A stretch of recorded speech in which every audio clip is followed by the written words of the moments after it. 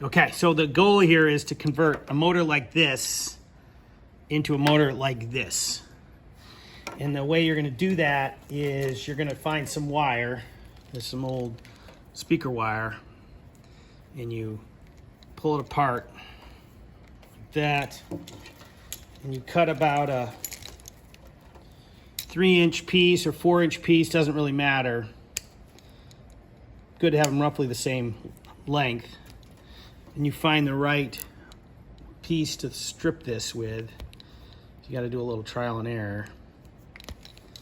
And strip both sides just a little bit off, maybe, I don't know, a centimeter or something off that end.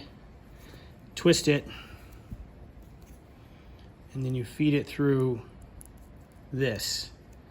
And you bend it over like that. And you do the same thing. You're going to do the same thing on the other side. And then you're going to wrap a piece of tape around it so that there's a nice loop here. You're not putting too much stress on those little clips, because you don't want this to break off. That's what'll happen if you attach the wires directly to that. It'll break that little clip off. We don't want that. So we need you to make one of these.